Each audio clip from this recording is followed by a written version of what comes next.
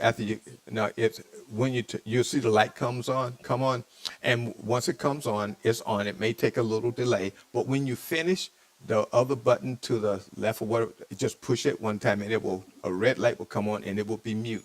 And then the next time you pick it up, just push that button again and it'll unmute. It's Is on. it on? Okay.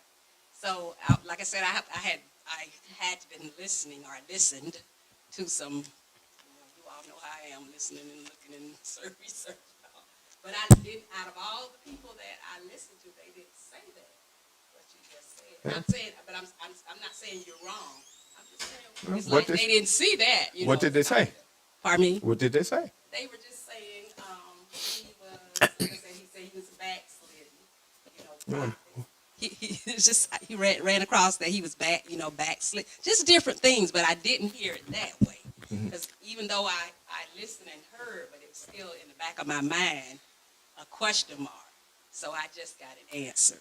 Right. And so what happens is that a lot of times what we have a tendency to do is inflict our own opinion on things, our own reasoning, our own rationale. And what has to happen with all of us when it comes to whatever it is, you measure yourself not by your own yardsticks or someone else's, because everyone has an opinion, everyone have a way that they think should go. And what happens, we bring our background, we bring our reasoning to it. But when you get back to the scripture, you look at the order of God, you can it doesn't say explicitly in the scripture, but you can almost see it right there. It's a matter of obedience. The question really should be, well, let me just put it this way: you focus on the instructions of God and what God told the younger prophet to do, and it seems reasonable to us that, well, he's an older prophet, he knows what he's going to do. You wouldn't expect him to stretch the truth or anything like that, but he did. But I think Pastor Angela have a comment. Well, you said it really. I was thinking about some of the same things on the line of like if you're an older person, especially if you're an older prophet, because I was just fixing to read in St. Matthew 24, it says right here, and then many false prophets will arise and deceive many. And because lawlessness will abound, the love of many will grow cold. I just want to magnify on that first part of that 11th verse is that's why in the scripture we as believers, especially even though we're reading these accounts in biblical days, we have to make sure that we don't be deceived. We have to make sure that if God, it's just like think about it, I can see his point of being young, and God is has given him instructions what to do. Don't stop, don't But here it is, you got an older prophet. It's like to me, it seemed like it was. I hate to use the word premeditated because it wasn't like that. It was kind of like if he heard what was told the younger prophet, and then he got on his donkey or went after him to deceive him. To me, it's like he knew what he was going to be doing.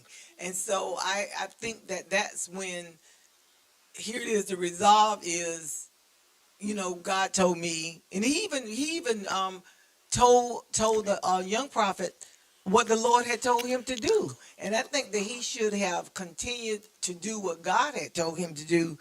And to me that kind of I wrote down something about the supreme. God is the supreme authority. And I think that in this lesson, we just need to realize is that yes, we may have well-intended people to tell us to do something, or even instruct us, even if they are seemingly God-fearing people. We just got to, if we are for certain that God has instructed us to do something, I rather would take my chances with God first of all, because God's gonna look at your heart. Sometimes people think that, well, he is older. He done been around for a long time. Maybe he is right. But if you know unequivocally what you have been instructed to do, you got to take the attitude as the disciples. We rather obey God than man, and I think that's really what's the faithfulness, the unfaithfulness comes into it, but then the judgment, because look who lost out.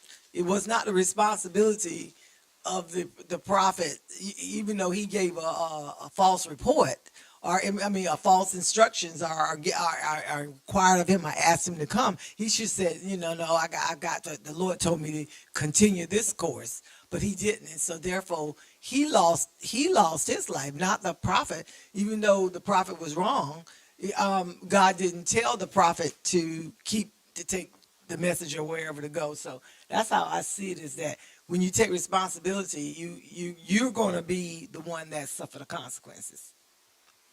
Oh, okay. All right. Anyone else has on that? Let me just kind of put a portion of that scripture on the screen for you, and let's just kind of look at this exchange just a bit. And 1 Kings chapter 13, and I'm going to start so that so they saddled him and the ass, and he rode thereon. It wasn't a profane word then. I want to exaggerate it a little bit and stretch it out so you can